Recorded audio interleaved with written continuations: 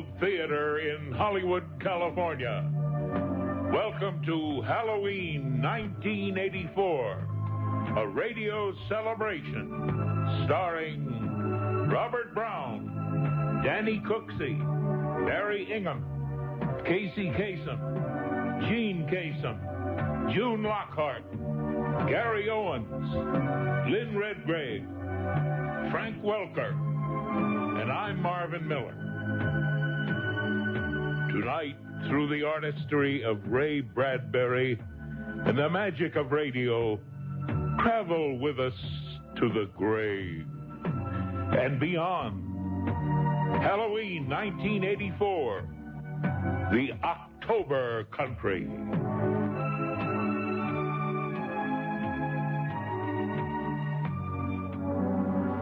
Our all-star cast has gathered here on stage before a live audience. And you listeners, to present Halloween 1984, adapted from our broadcast from Ray Bradbury's The October Country. The October Country. That country where it is always turning late in the year. That country where the hills are fog and the rivers are mist. Where noons go quickly, dusks and twilights linger, and midnights stay. That country composed in the main of cellars, subcellars, coal bins, closets, attics, and pantries faced away from the sun. That country whose people are autumn people, thinking only autumn thoughts, whose people passing at night on the empty walks sound like rain.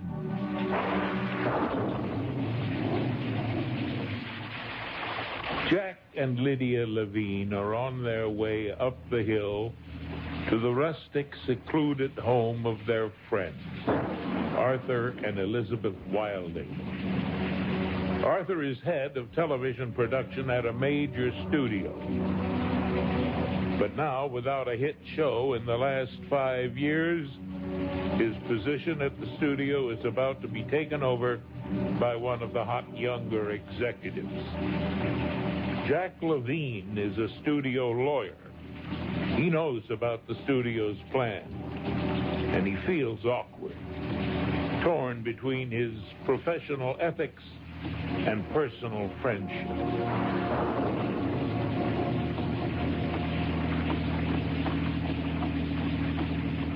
How awful for Elizabeth.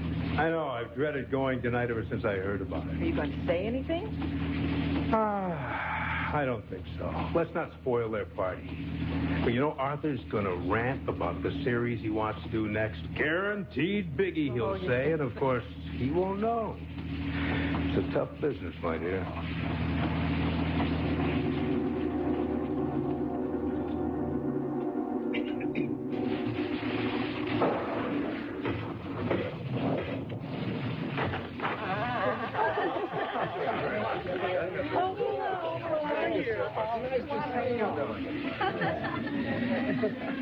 Well, will you look at this? Oh, hello, Lydia! Arthur. Oh, now there, be careful of my makeup. A geisha. What a clever costume, Lydia. Elizabeth, you look like Glinda, the Good Witch of the North. And Toto, too. Hello, Jack. Happy Halloween, Arthur. Come on inside. I'm sure you know everybody. Okay. Sheldon, Faye, this is Jack and Lydia. Oh, hello. Oh, yes. Boy, we're having a time, and we have the classic horror film showing on the left over there. Fun and games to the right. Straight ahead, the bar. Campari and soda. Yeah, one for Lydia, too. Thank you. Oh, no. Did you dig up that hideous movie again this year? What's it called? I Married a Monster. Hey, this is the good part. The one I'm thinking of didn't have any good parts.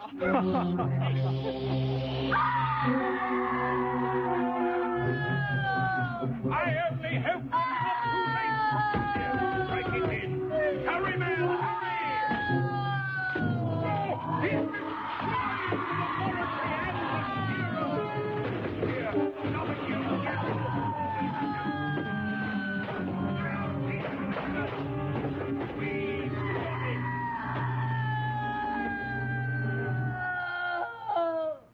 Quick, shut it off!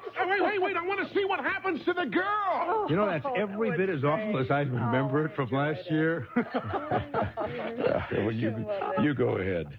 Go ahead now, laugh. What do you know about vintage cinematic horror? Arthur, I know what I like. Well, come on then. Let's all go into the library here. You got to see this. Elizabeth is setting up my new Trivial Pursuit game for another round. Hey. Come on. Yeah, over here.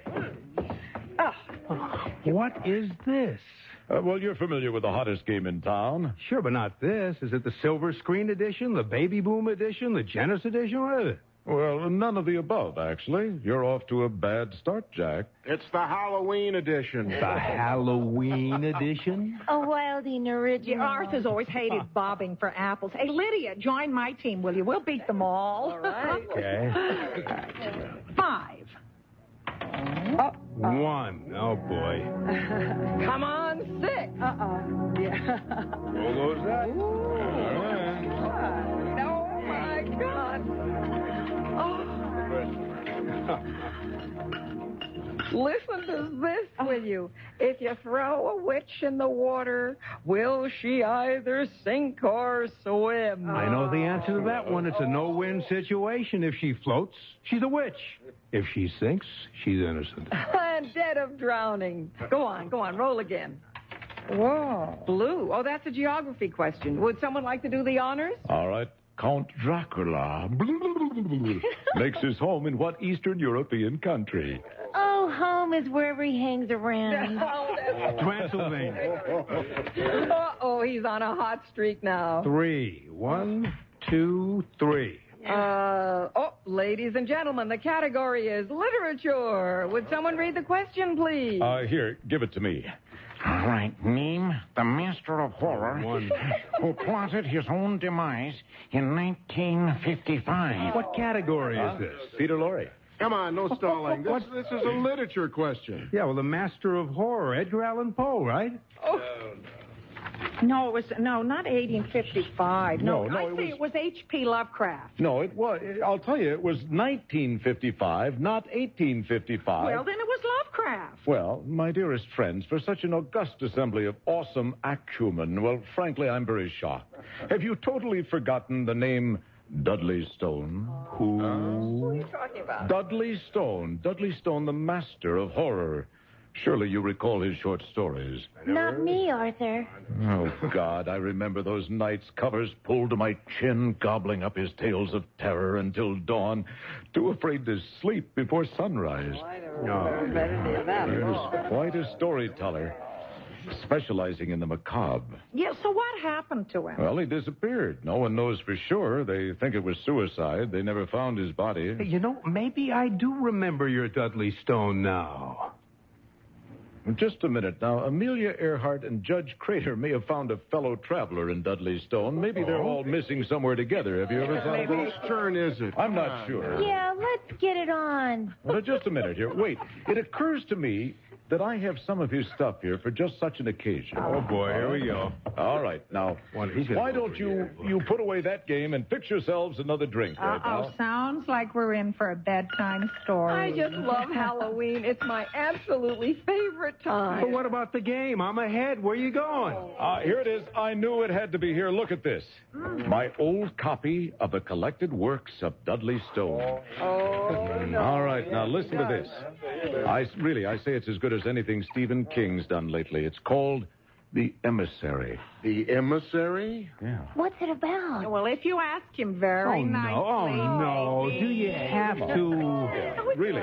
It's really about a very sick little boy and his dog. Now listen. Martin knew it was autumn again, for dog ran into the house. You know, I'll never forget hearing those same words from Dudley himself. Really, only he could do them justice.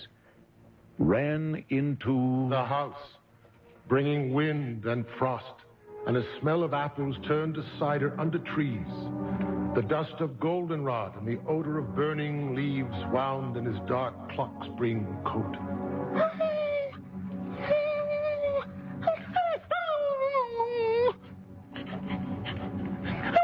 Here, dog. Here. That's it, dog. Jump up. On the bed. Good boy. Good boy. What's outside, dog? Cold today, huh? Not anything like summer was. What'd you bring me? Come on. What you got in your coat, boy? What's this?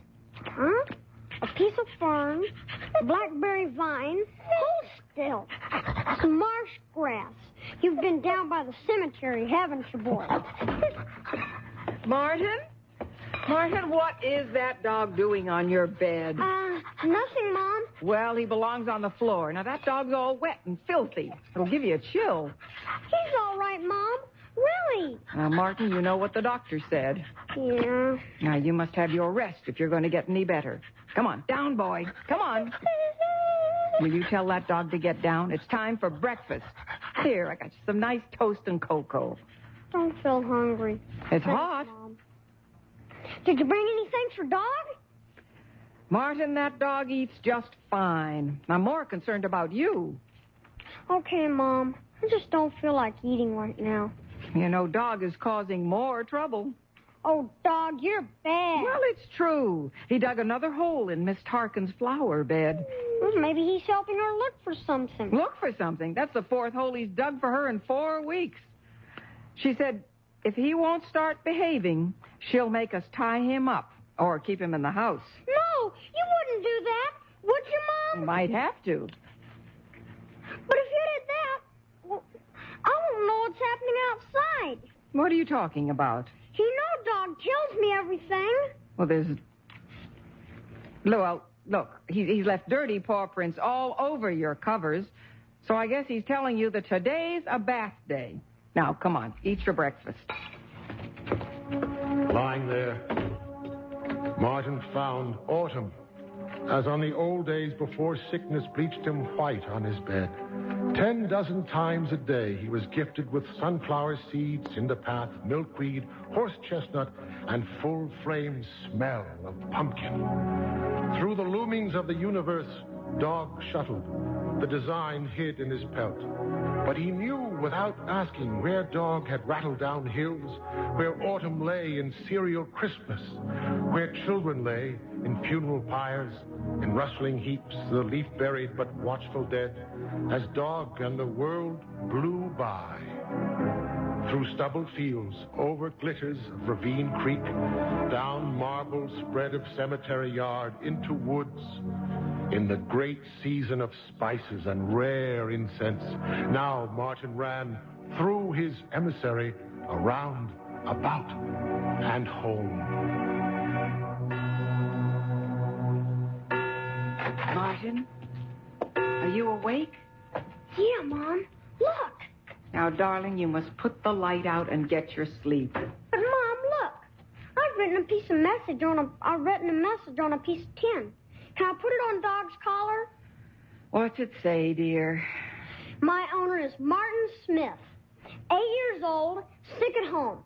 Visitors welcome. I need some way to put it on Dog's collar. Oh, of course, dear. Now, we'll do something about it tomorrow morning. Get your rest. Turning out the light now. Good night, dear.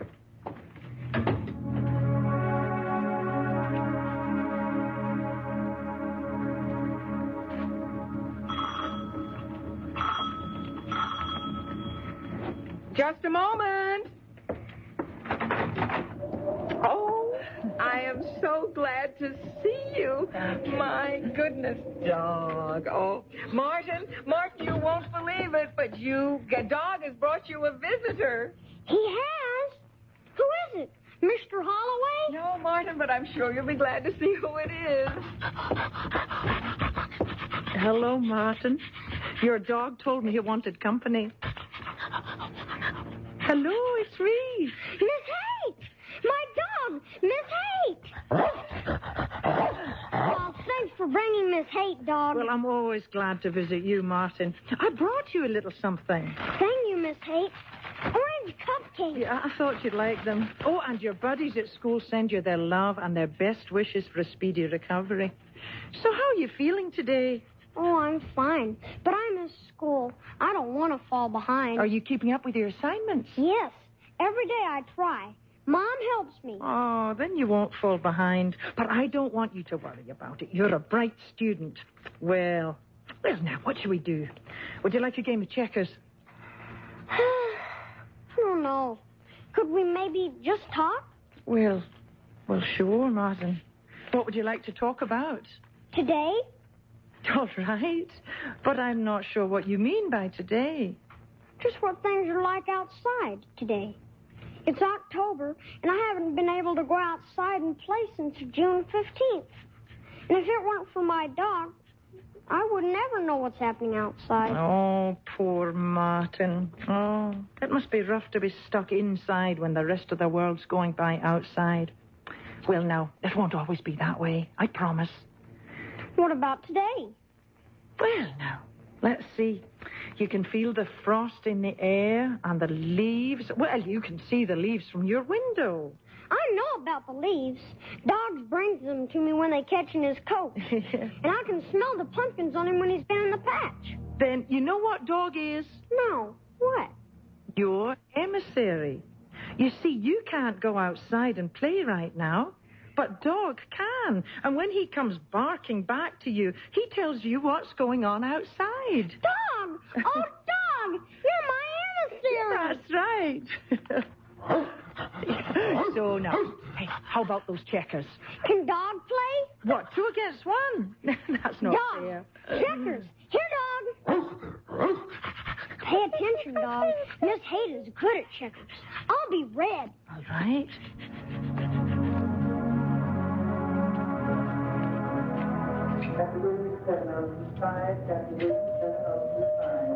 How is he? Well, Doctor, he seems happier. You're doing everything you possibly can, I'm sure. Martin's visitors are doing him good, and his spirit is much better, and that's important. His body is weak. The treatments aren't doing much good, I'm afraid. Well, then stop these awful things. Oh, Doctor, there must be an answer. Why me? I don't know what to do for him. His tests aren't telling us much, I'm afraid, but then medicine still has much to learn. You are doing everything you possibly can. And all you can do is to make him comfortable.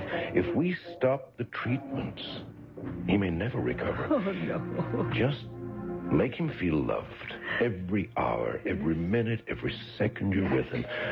The longest life is just a microsecond in history, but what endures is the love.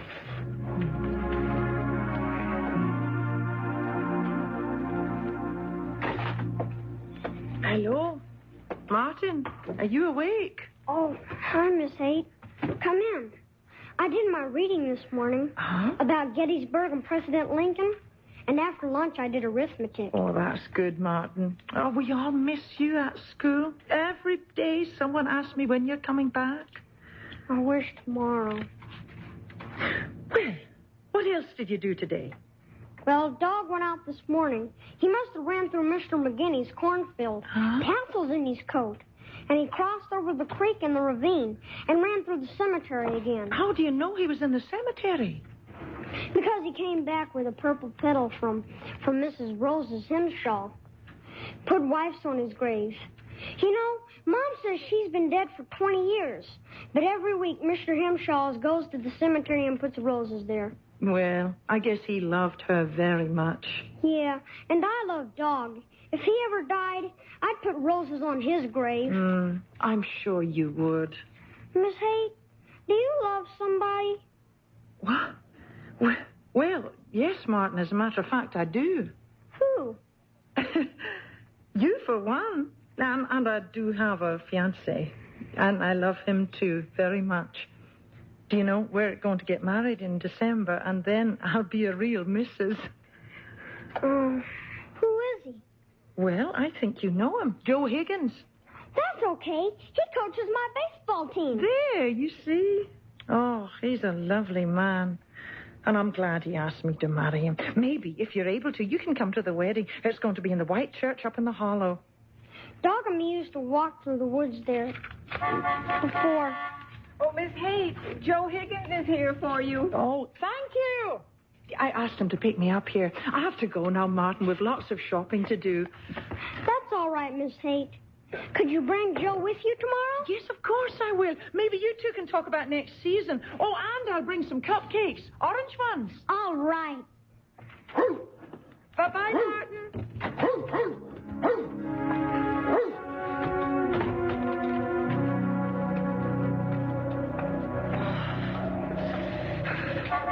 Hi, hon. We got to get going. Stores will close in 2 hours. Oh, it's freezing. Body could catch his death tonight, couldn't he? Hey, how's Martin doing? Well, he's a fighter. Yeah, sure. Here, I'll get you the door. Thank you. Poor kid. Let me visit him next time, okay? Yeah, all right. You know, I promised he'd see you tomorrow, and I plan to bake him some cupcakes. Well, I definitely want to be in on that action, my dear. Oh, Joe.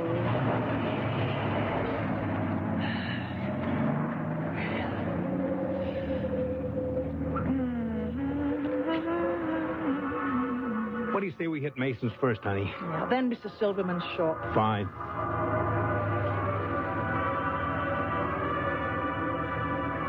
You know, Joe, bridesmaids said they'd pay for their own dresses. Hey, that's great. Joe. Huh? Are you really going to have one of those icky bachelor parties? Mary Ann, it's traditional. Oh, honey, I still can't believe it. Just 2 months away. Hey, come here. Give me a kiss. Oh, Joe. Here, Joe, be careful. Joe. Black ice. Joe! Hang on!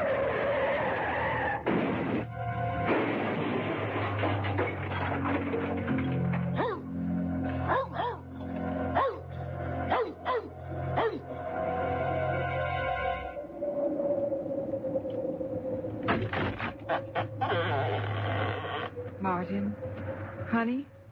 Has Miss Haight come? Miss Haight? No, Martin. She's not coming.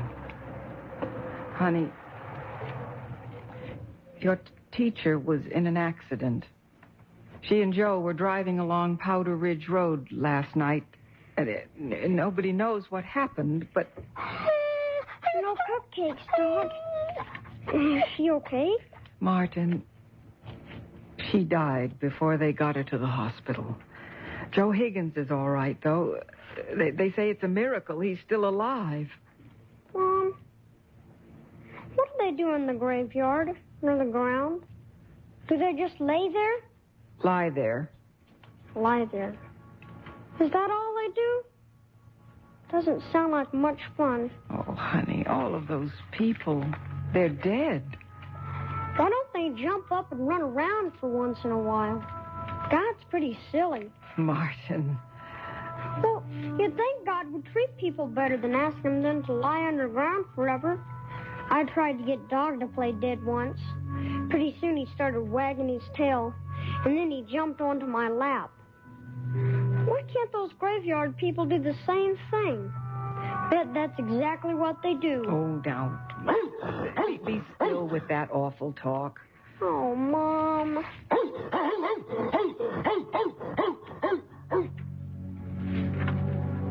Autumn burnt the trees bare, and Dog ran still further around, fording creek, prowling graveyards, as was his custom, and back in the dusk to fire off volleys of barking that shook windows wherever he turned. In the last days of October, Dog began to act as if the wind had changed. He stood quivering on the porch below. He whined, his eyes fixed on the empty land beyond town. He brought no visitors for Martin. Sometimes he'd shoot away, as if someone had called, but then would return later with no one following. Each night, Martin would sink deeper and deeper in his pillow.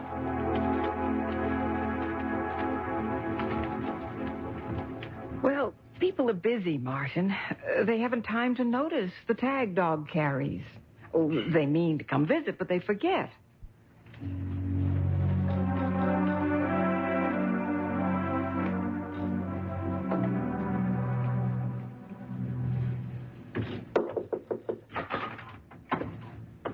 We can't find him, Martin. No one's seen Dog since Friday.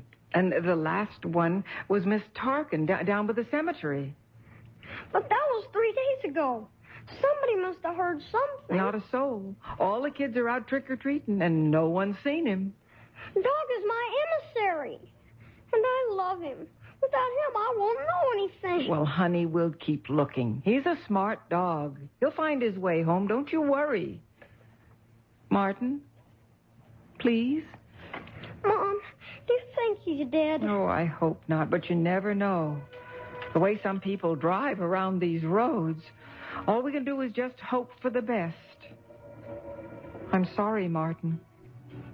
But I miss him. I know, dear.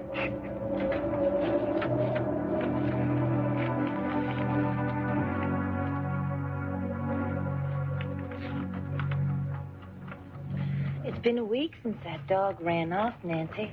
Staying home another night won't find him any quicker, if he's to be found. Besides, you deserve such a good movie and a good time tonight. Go on. Martin and I will be just fine. Oh, well, all right. We won't be late, Alma. No need to hurry. We'll be just fine. Martin. Yes, Miss Tarkin? I'll be out back. If you need me, just holler.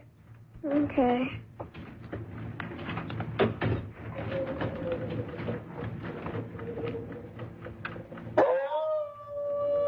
It's Dog. He's coming home. Come home, boy. Oh, Dog, where have you been? Bad dog. Good dog. Home, boy. Hurry! Wicked dog, run off and gone all these days. Come home now. Bring what you can. He's downstairs. He's stuck outside. Oh, no. He can't get in. Dog, don't run away again. He's in. Dog, come here, boy. Come here, boy. Oh, Dog, where have you been? What have you done? Dog, good boy, where have you been? Dog, you smell awful. The odor coming from Dog was different. It was the smell of strange earth. It was the smell of night within night, of things that were long hidden and decayed. What kind of message was this from Dog? What could such a message mean?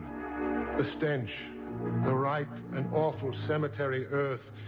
Dog was a bad dog, digging where he shouldn't. Dog was a good dog, always making friends. Dog loved people. Dog brought them home.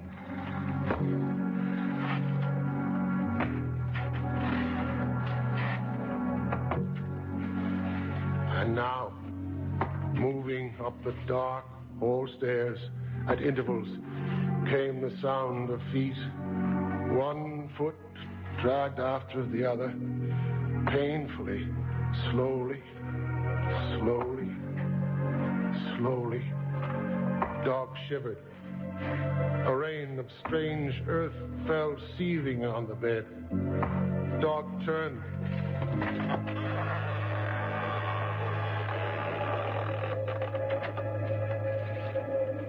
Martin had company.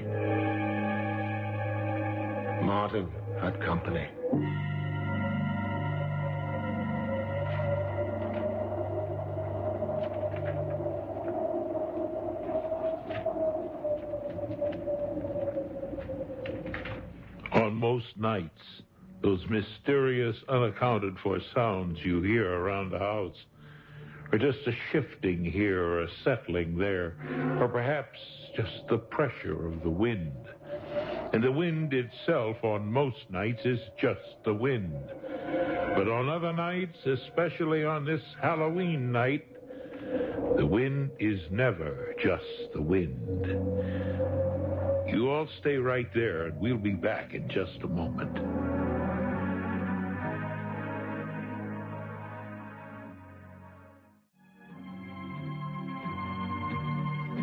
Halloween 1984. The October country continues. I'm Marvin Miller. Arthur Wilding had just finished reading to his guests from the collected works of Dudley Stone. Arthur is obviously taken by rereading one of his favorite authors. And, well, let's go back in and join them.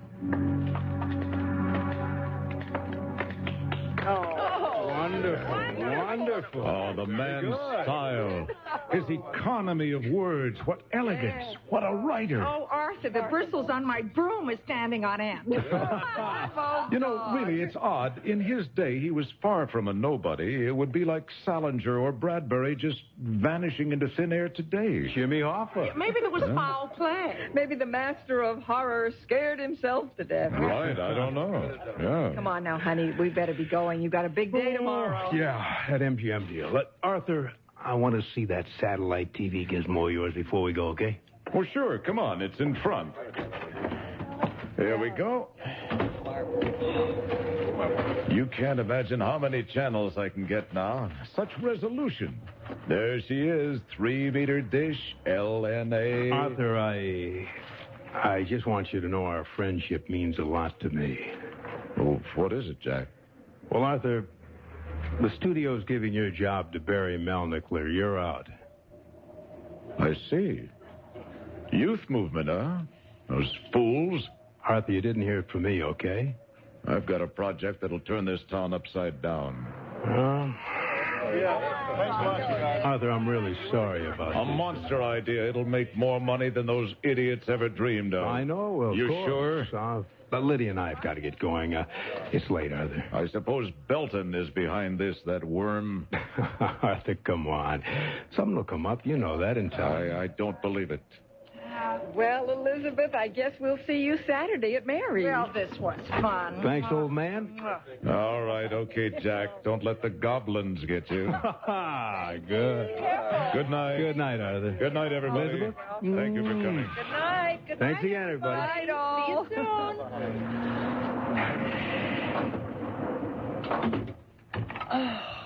Oh, I'm beat, Arthur. Let's go to bed. No, I've got Dudley Stone on my mind. Oh, well, in that case, you make sure you don't disappear yourself. I'll see you later, okay? Okay. Those conglomerated idiots. Those craven scum. 20 years and now nothing. Just like that. My God, so much for loyalty. Now what do I do? What do I do? Dudley Stone. That's it. Dudley Stone, the master of horror. Do him like, where's that book? Do him like a Hitchcock. The master of horror. And a little cognac.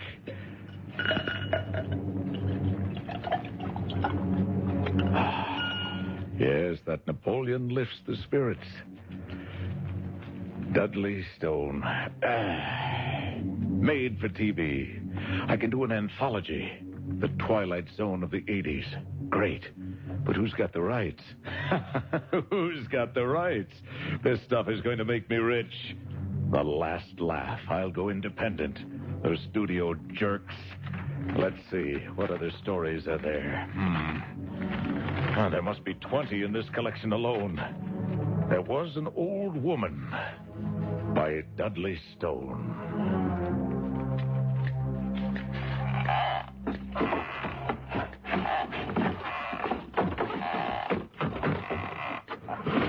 Two, Pearl, two. What in the world? Land sakes, how dare you, young man, without so much as a rap on the door to nothing. Who do you think you are? Get that box out of here. And then you could just skip, too. I got tatting and knitting to do, and no, never mind about tall, dark gentlemen with fangled ideas either. Oh, now you made me lose count. How am I supposed to make myself a comforter with the likes of you gawking at me? It'll be getting mighty chilly soon, and it ain't fitting for a lady with rice paper bones to be setting in this drafty house without warming herself.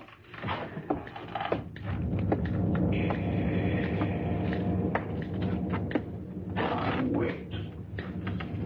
May I sit? Well, that's an antique chair. Now, you be gentle. And stop staring at me with those funny lights in your eyes. Lordy, it gives me the collywobbles.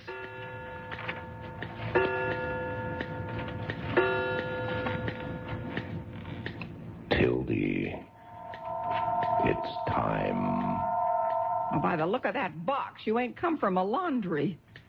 I don't like this, I don't like you, and I don't like your wooden box. Now, you can just take your hoodlum friends outside with you. Things aren't always what they seem, Tildy. You're up to no good, Bright Eyes. You can forget it. Scoot! Shoo! All right, then you can just sit there till Hades freezes. My Emily's coming. My niece. She's coming this afternoon, and she'll shoo you out of here so fast you won't know what hit you. Tildy, how about resting? I will not. Especially with a scoundrel like you. I'm calling the police. Tildy, give me your hand. Don't you Tildy me, young man. Now, you mind your manners. I'm a lady, right and proper, and I got no time to lollygag with the likes of you. I got 100 comforters, 200 sweaters, and 600 potholders left in these old fingers. Come back when I'm done. Maybe I'll have time for you then. Tildy, it's time. Where's Emily, my dear, sweet niece Emily? Hair like yellow corn tassels, soft and fine. Oh, she'll take care of you. Her mother died, you know, some 20 years ago. I left that poor, sweet child to me. I never heard of people dying for any good cause. Young man, I don't like this. I don't like this at all. Skedaddle. I'm sorry, Tildy. Time.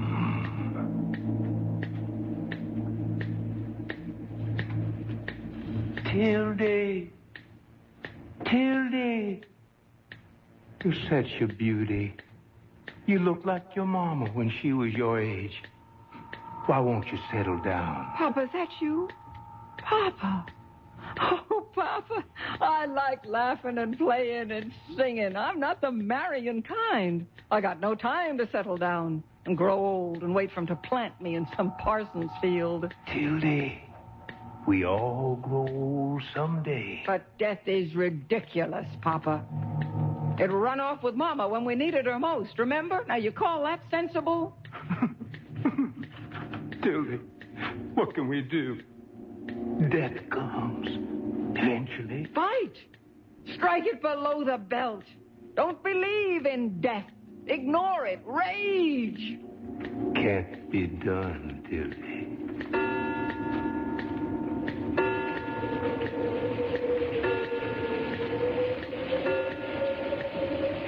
There's got to be a change. Why, it's just silly that people live a couple years and get shoved like wet seeds into a hole. Nothing sprouts. You lay there 1,000,000 years helping no one. Papa, you listening to me? Papa! Please don't go, Papa. Stay with me. I know I'll beat it. Oh, it's so cold. Why did Papa go? Rot, where's my sweet Emily? Emily? Death's done her wrong. Her mother went and died. And oh, I do love that child. Raised her like my own. Oh, young man, are you still here? Yes, Tildy. I'm here.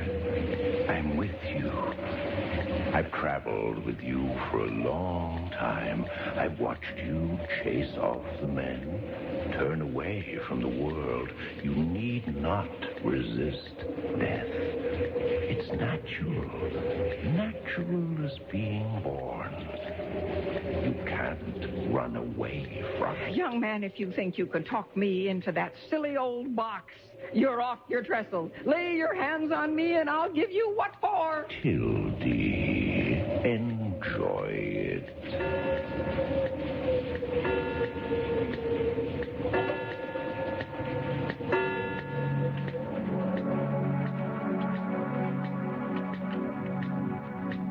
Well, I'm sure that clock chimed 4 times just 5 minutes ago. Don't you have any other appointments, young man? Yes? Well, then you won't mind if I show you the door. I'm feeling a touch of the chills, and I want to rest up before Emily gets here. Just rest up for Emily.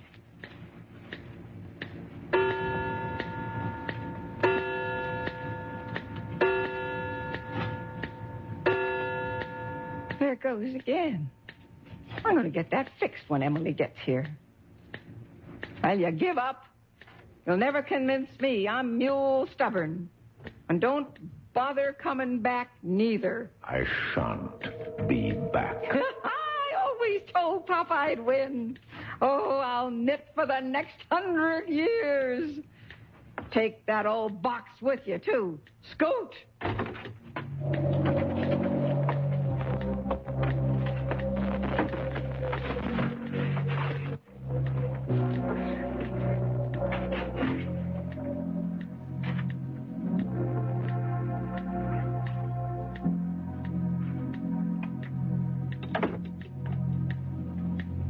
Goodbye and good riddance.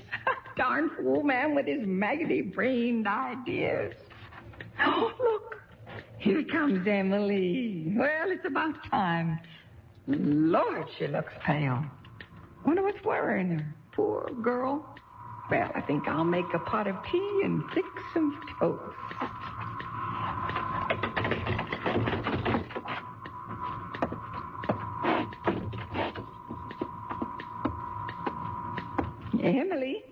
Emily, I've been waiting for you. Emily, what are you staring at, child? No. What's wrong, Emily? No. Stop screaming, Emily, stop screaming. No. Get up off the floor. I won't hurt you. Emily, what's wrong with you? Oh, my child.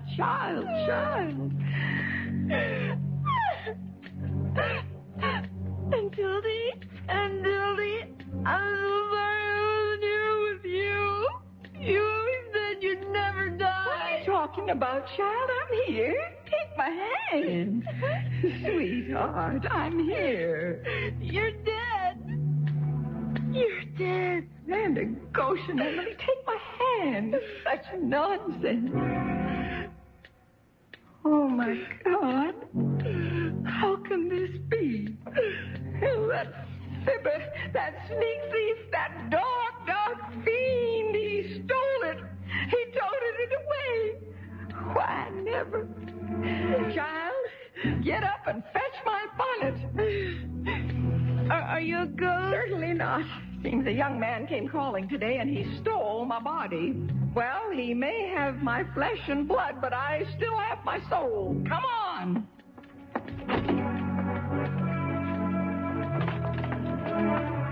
Honey, I can't hear you walking. Well, what are you going to do? Oh, I'm going to get my body back. The nerve of that young man.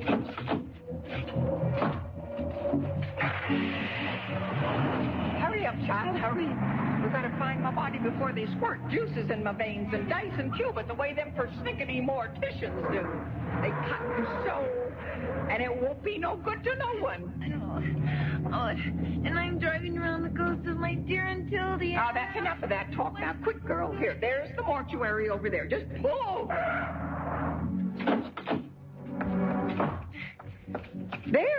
There's the box. By the hearse. And there are the men. My body's in that box. Come on.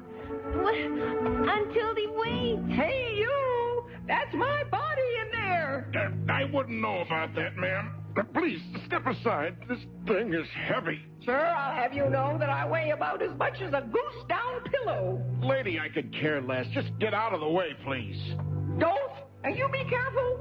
You're kipping it. I want the person in charge. Hello?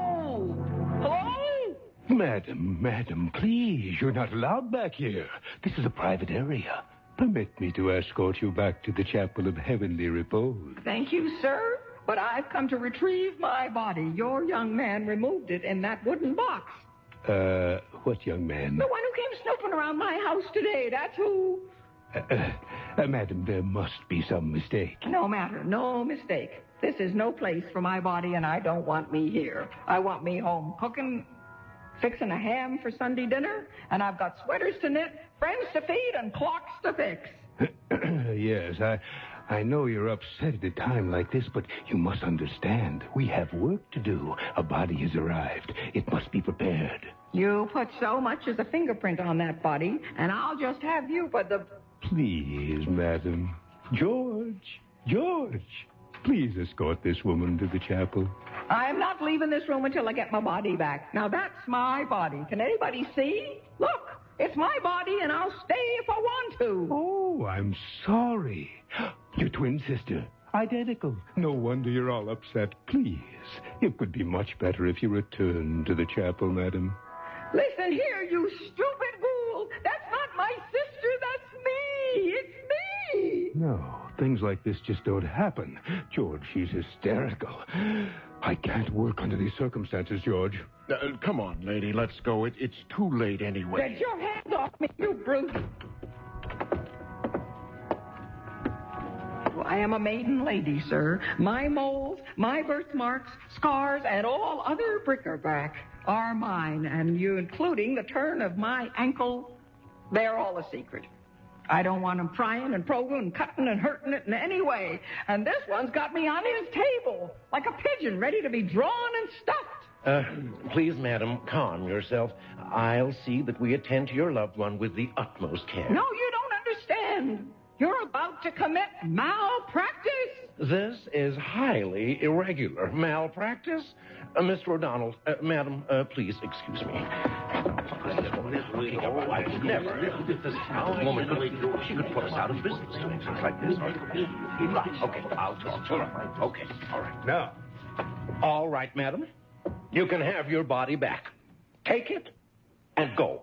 Intact? As is. No formaldehyde? No formaldehyde. Blood in it? Blood, my God, yes, blood. If only you'll just take it and go. It's a deal. I'll see if I still fit into the old girl. What's she doing?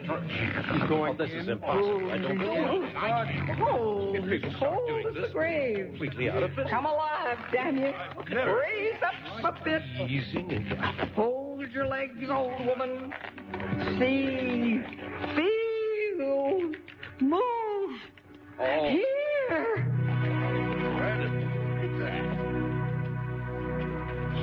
And now, any afternoon about 4, if you want to visit Aunt Tildy, you just walk around to her antique shop and rap. There's a big black funeral wreath on the door. Don't mind that. Aunt Tildy left it there. That's how her humor runs. You rap on the door, and her voice shrills out at you. Is that the man in black? And you laugh and say, no, it's only me, Aunt Tildy. And she whips you in quick and slams the door so no man in black can ever slip in with you. She's sure to make you comfortable with a cup of coffee, and... If you're especially good, I'll give you a little treat. Are you watching now? Look closely. There. And with modest moves of her fingers, she will unfasten the white lace at her neck and chest, and for a brief moment, let you see what lies beneath. The long blue scar where the autopsy was neatly sewn together. And of course, always followed with the remark. Not bad sewing for a man. Not bad at all.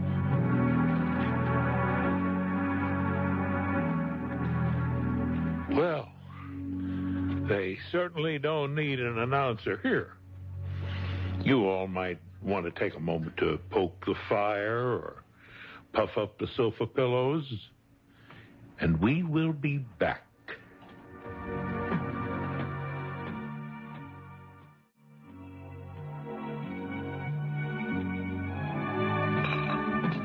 You are listening to the Halloween 1984 live radio broadcast from Hollywood, California. Tonight's performers are Robert Brown, Danny Cooksey, Barry Ingham, Casey Kasem, Gene Kasem, June Lockhart, Gary Owens, Glenn Redgrave, Frank Welker, and I'm Marvin Miller. Our story tonight is based on the book The October Country by Ray Bradbury. And this broadcast will benefit the U.S. Committee for UNICEF and the United Nations Children's Fund. Now, let's go back to the Wilding house.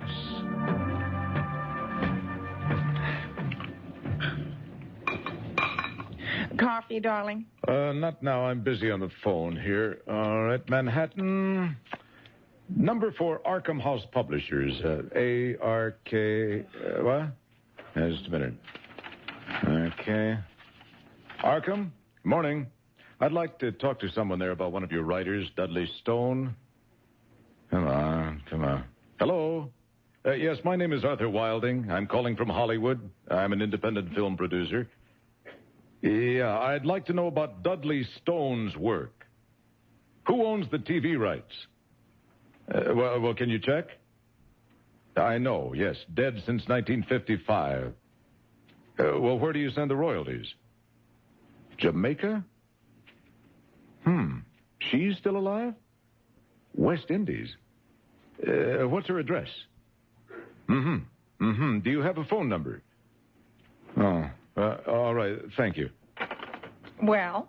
Well, they handle publishing rights only. His widow gets the money, and she lives outside Ocho Rios. There's no phone. It's the same place they lived when he was alive. So? Well, so if I'm going to acquire film adaptation rights, then I'm going to have to ask her. Okay, let me try another call and see. Hello, Arthur Wilding calling. Yeah, I need a flight to Montego Bay. This afternoon. Arthur? 2 seats. We'll take them, yes. Wilding, Mr. and Mrs. At the airport? All right. Yeah, okay, thanks. Thanks very much for your help. Put it on my account. Get packed. Honey. Elizabeth, I'm onto something very, very big. Last night, reading Dudley Stone, it hit me. No one's ever done Dudley Stone on TV. Elizabeth, imagine a series based on Dudley Stone. His stories, maybe you could mix them with his mysterious demise. Oh, baby, this is wonderful. Come, my Caribbean queen. We're off to Jamaica.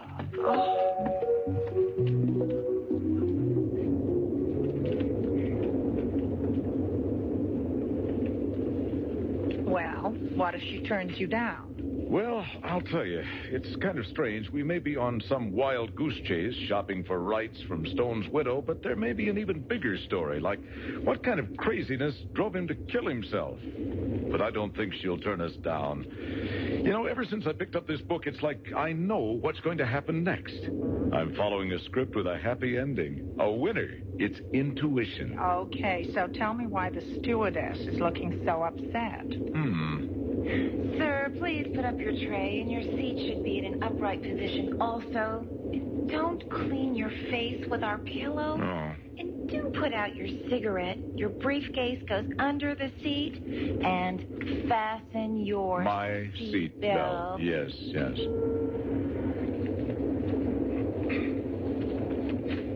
Folks, we're beginning our descent into Montego Bay. Should be at ground zero in 20 minutes. That's 22:25 local.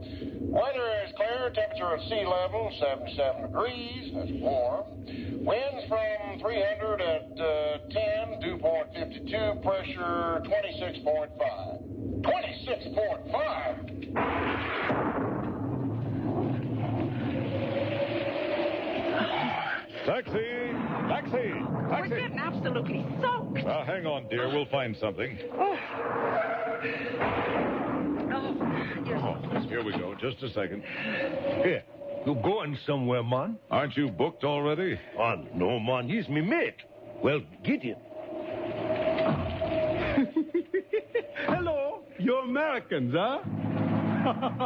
Whoa. Jamaica weather. Well, where you want to go? Well, we want to go to Ocho Rios. It's a place called the Stone Estate. Really, it's beyond Ocho Rios, outside a little town called Punta Diabla. Oh, no! Oh, not many people go to Punta Diabla. No, I know, Mobe. This is a bad night for driving. Bad spirits. You stay at Great House near town tonight. No problem. Arthur, let's wait. Tomorrow morning it'll be light out. It's late now. I know what I'm doing. Arthur, I don't think this is even a taxi.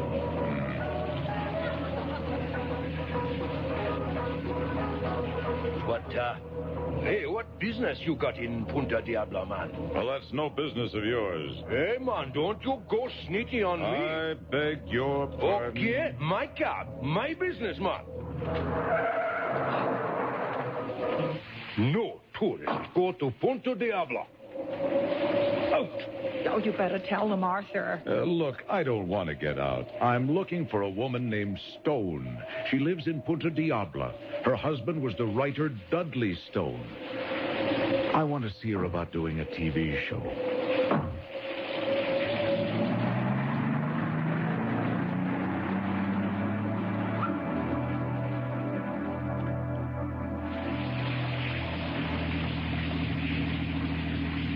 What if she don't want to be found? We go to Punta Diablo for nothing. Nothing good come from beyond Ocho Dios. Now, come on. Now, don't talk foolishly. You're scaring my wife. Darling. I don't make up nothing, lady. You're going to an evil place on El Dia de Muerte. El Dia de Muerte. The Day of the Dead.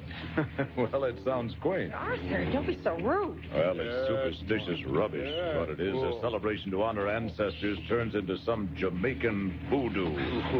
Let him go on. It's terrific atmosphere, and maybe I could use it in a story.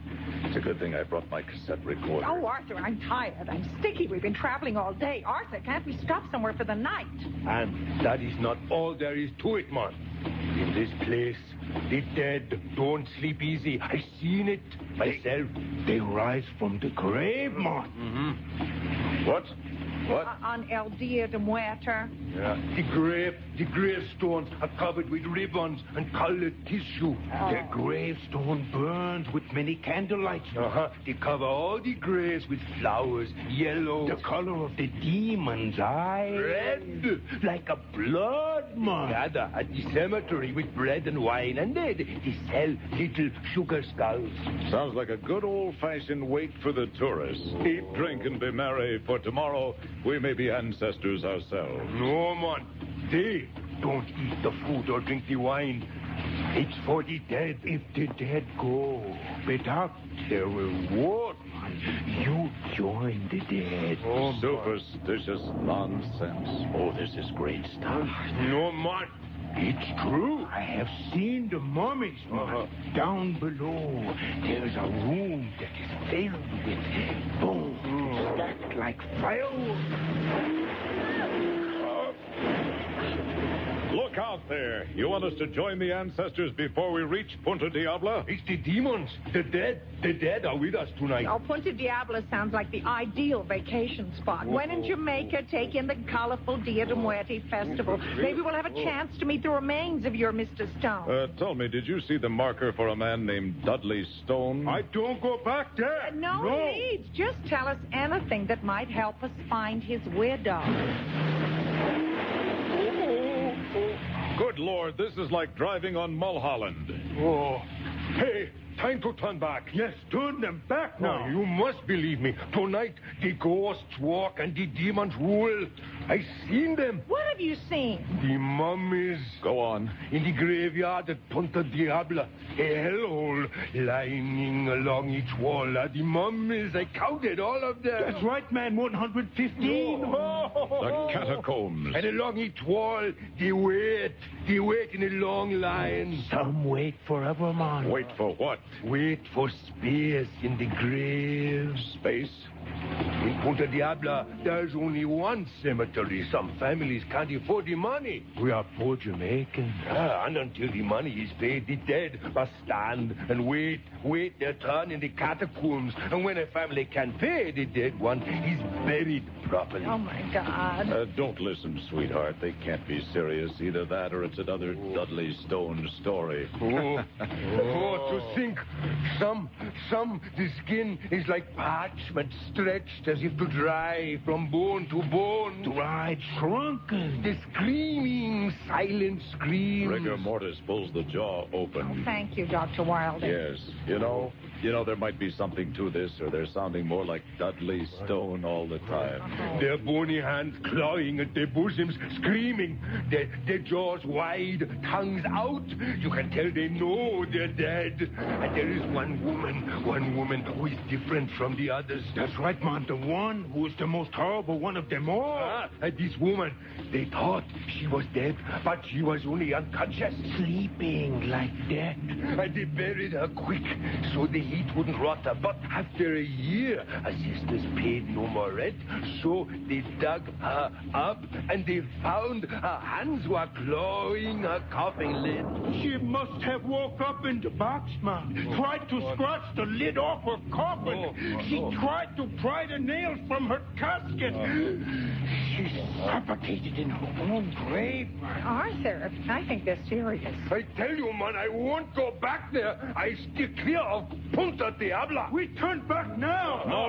Keep going. I'll pay you well. No! You shut up, to God. You'll never see them with the jaws hanging down, huh? With the tongues hanging out like jeering children. Their hair, insane tangles like nests made by monsters. There's a man with his stomach open like a tree hollow, half of a uniform shredded, hanging from his shoulder. I saw it, man. And brains shriveled inside broken skulls. That's enough. What now?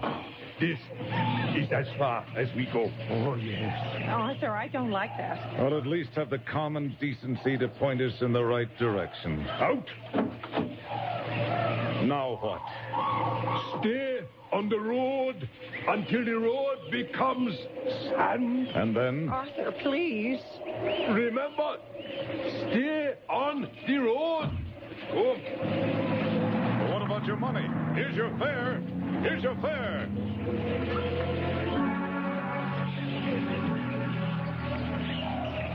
I don't know about any of you listeners, but I certainly wouldn't be standing where the Wildings are right now. Not after the warning our cab drivers tried to pass on. Oop, that was a bad choice of words. We'll be right back.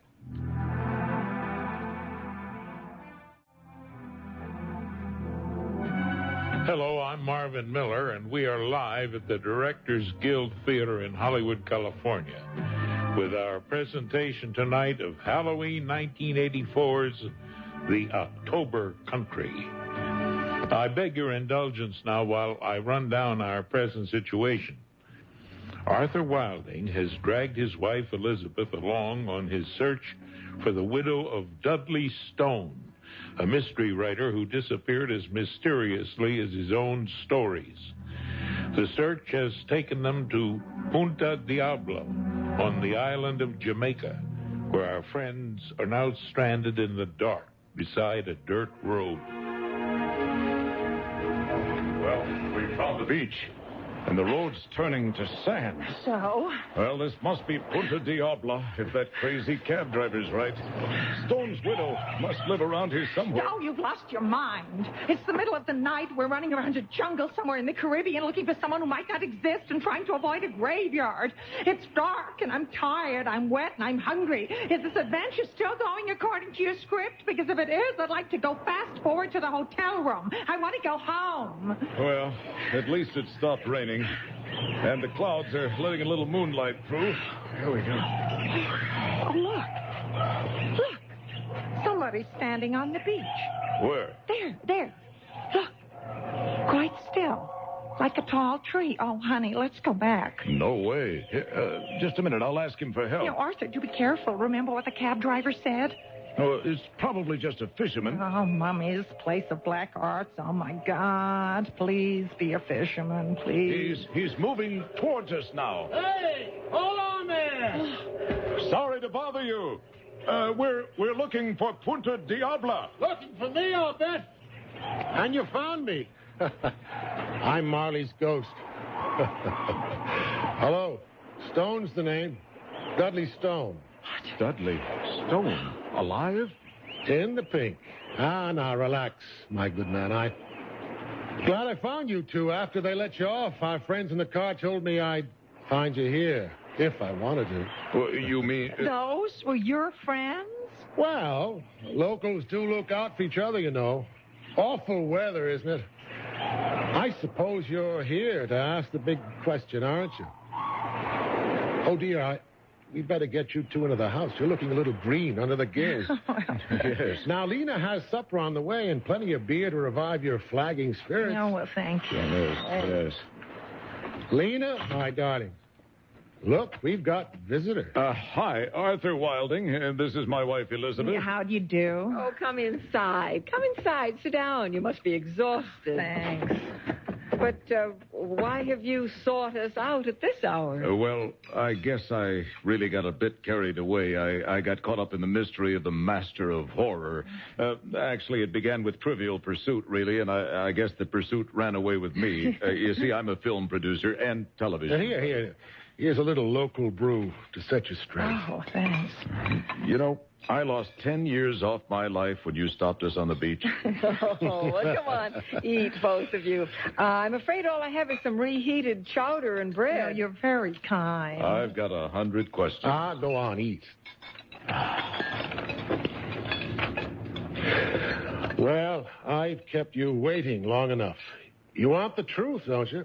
Yeah, of course. I was murdered by a man with a gun 25 years ago, almost to this very day. Murdered? Well, you look very much alive, sir. Elizabeth, maybe the cab driver drugged us, and this is all a big hallucination of some kind. Maybe we're dead, too. Oh, my God. Lena, our guests look stricken. I think they'll require another red stripe. Now, dear friends, I don't want you to faint before you've heard about my murder or murderer. You may know of him. John Otis Kendall. John Otis Kendall, yes. It so happens we have. A few books in the 40s, burned out by the 60s, a minor writer, died very recently, didn't he? Yes, God rest him. John Otis Kendall, a writer of great potential. But not nearly as great as yours. Well, now, you just wait. You see, we were boys together. We swam in the same ponds, went to the same school. He was always a better student. Later, we did fare, both of us, and then I did better. And still better as time ran by. His first book got one good notice. Mine got 6.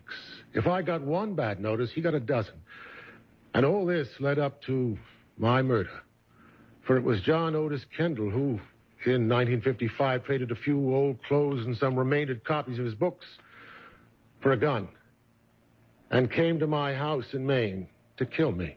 He really meant to kill you? Meant to hell, he did, with a bang. There he sat, John Otis, in that very same chair where you sit now. Behind him, Penobscot Bay in full lace. Overhead, a moon like a dish of cool cream. And across the table, Lena laughing at everything I said or chose not to say. Both of us 30. Life, our magnificent carousel. And John Otis seated there, quietly taking the little blue gun from his pocket. I thought it was a cigar lighter of some sort. Yeah, but John Otis said quite seriously, I'm going to kill you, Mr. Stone. Well, what did you do? I sat there, stunned. I heard a terrible slam. The coffin lid in my face. I heard coal down a black chute, dirt on my buried door. They say your past hurtles by at such times. Nonsense. The future does. You see your face, a bloody porridge. I remember the moment just like it was an hour ago. But why, John? What have I done? Done? Now, John, what do you want? One thing more than anything in the world. To kill you and become famous. Get my name in the headlines. Be famous as you are. Famous. Be known for a lifetime and beyond as the man who killed Dudley Stone. Ah, you can't mean that.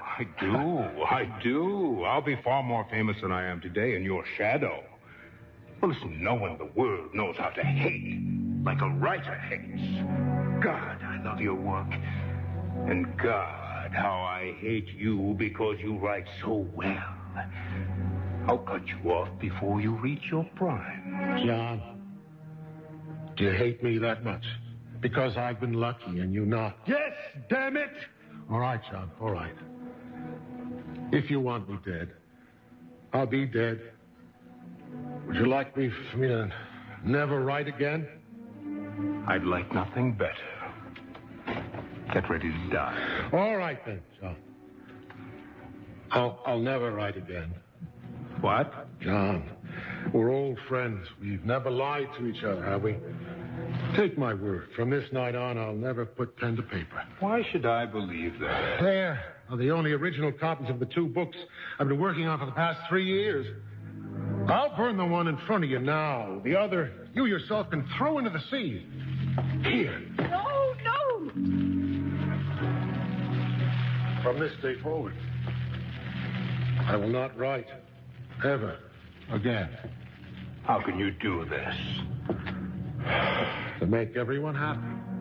To make you happy because we've been friends and we'll be friends again eventually. To make Lena happy because I'll be her husband again and not an agent's trained seal. And myself happy because, oh, I'd rather be a live man than a dead author.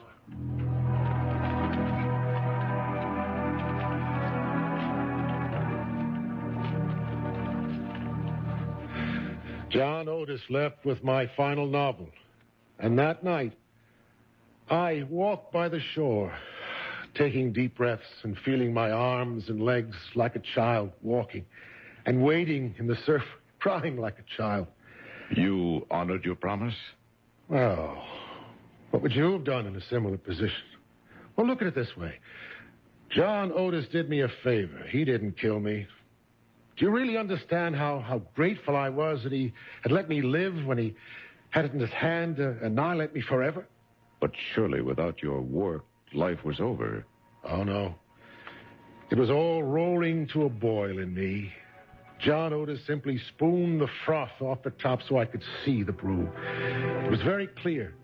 Fidgeting with words on paper, experiencing vast depressions of heart and soul, watching the greedy critics graft me up, chart me down, slice me up like a sausage, eat me at midnight breakfast. Work of the worst sort. I was ready to fling the pack. My trigger was set. Really, how was that? He helped me to get out when the going was good. You see, down deep, I knew the two books John Otis destroyed, wow, they were very bad. I knew what none of my critics knew, that I was headed nowhere but down. Yes. Those books would have killed me deader than Kendall possibly could. It was a lovely funeral. I looked, as they say, natural. His next book, critics cried, would have been it, a masterpiece. And now, I wanted to live. I changed my name and ran for mayor. I won. Sheriff, town librarian, sewage disposal official. I shook a lot of hands. I saw a lot of life. Did a lot of things. We've lived every way there is to live, with our eyes, our noses, our mouths, with our ears and our hands. We've been 3 times around the world. I even delivered our baby son, who's grown and married now by himself. We've done and done again, and now, you know, the delightful death of Dudley Stone. To death.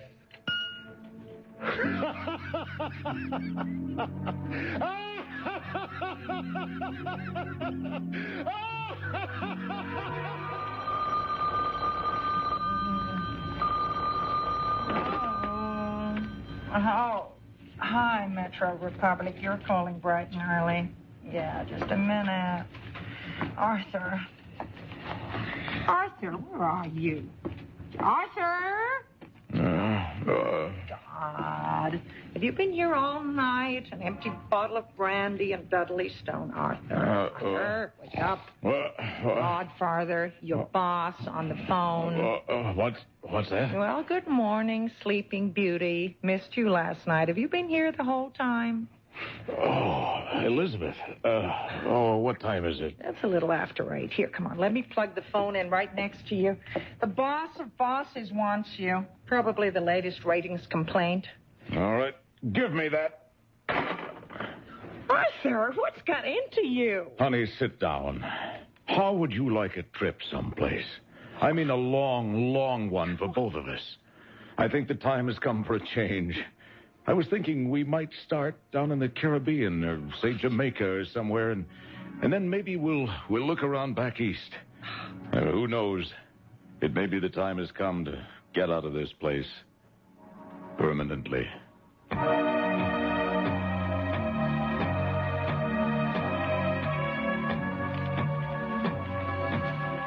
We'll be back with the close of our program in just a moment.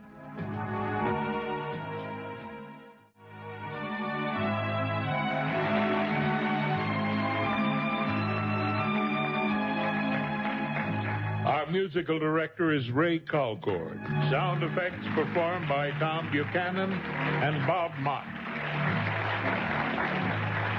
Our program this evening starred Robert Brown as Dudley Stone, Danny Cooksey as Martin, Barry Ingham as the doctor and gentleman visitor, Casey Kasem as Jack Levine and Jamaican cab driver, Jean Kasem as Emily, June Lockhart as Aunt Tildy, Gary Owens as Arthur Wilding, Lynn Redgrave as Elizabeth Wilding, with Frank Welker as the dog. And I'm Marvin Miller. Based on Ray Bradbury's book, The October Country, it was adapted for radio by Rick Liebert, Deborah Hanson, Jack Nerad, Sharon Benoit, and John Clark, who was also our director.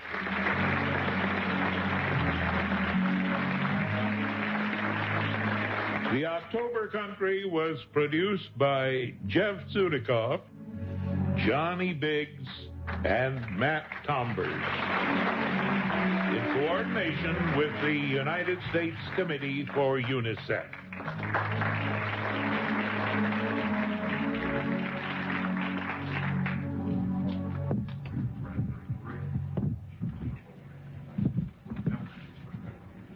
It brings back several things. First of all, my interest in Halloween as a child in Waukegan, Illinois. It was my favorite holiday. So when I got out with the kids wandering around the town, those memories stayed with me for a long time. And then later, when I was 19 years old, radio really came into my life. I heard the early broadcasts of Norman Corwin and always wanted to grow up and be part of the radio experience. So a night like tonight is very important to me because of these influences and the part that a man like Norman Corwin played in my life. Well, let's go back to Halloween during that period. Tonight, people are staying home being chilled by listening to your stories. How did you spend Halloween night as a kid? The same way everyone else did. In fact, it's still true. Up until this year, tonight, I would have been out tricking and treating. And when people want me to lecture on Halloween, I say, no, that's ridiculous. I want to be with my children. And a couple of years ago, when my daughters were grown, they kicked the habit for 1 year. And they came back the next year and said, Daddy, we want to do it again because we miss it. So I went out with them again. You are one of the great storytellers of the world. What are the storytellers that influenced you? Oh, Edgar Allan Poe, of course. And when I was a child, my Aunt Neva gave me my first book of Edgar Allan Poe stories. And then later in my life, H.G. Wells and Jules Verne and on all the way up to George Bernard Shaw. Now, many authors use characters from their real life. Any characters you recall tonight that were pulled from your life? Oh, that boy in bed is me, of course, and the dog is my dog. But thank God no one came from the graveyard to visit me. And I was in Mexico, and the experiences I had there with the mummies of Guanajuato caused another part of the story. And then being a writer and seeing the sort of life other writers live influenced the third story. Aunt Tildy was a colorful character. Is she one of yours? No, she's a totally made-up character. I like to go to the typewriter and word associate and see what happens. So sometimes you take a character like that and begin to write, and then all of a sudden there's the end of the story. But there have to be moments as you face that white paper when nothing's going on. How do you... Never has happened like that. I started to write when I was 12, and I've written every day of my life since, and no dry spells, because I keep shifting gears all the time. I like to write fantasy. I like to write weird tales. I like to go off to Mars. And if a story doesn't work out, I drop it and do something else. Well, you certainly have given us chills and thrills for many, many years, and I want to thank you for the chills and thrills tonight and for the thrills to come. I want to thank everyone here for this lovely production. Thank you. Thank you, Ray Bradbury.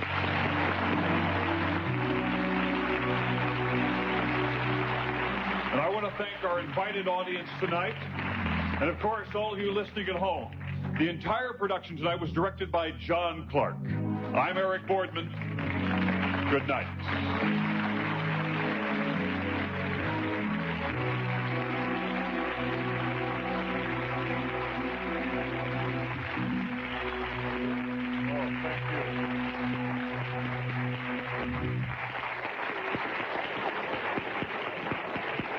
You're listening to News Talk Radio 81, KGO, San Francisco.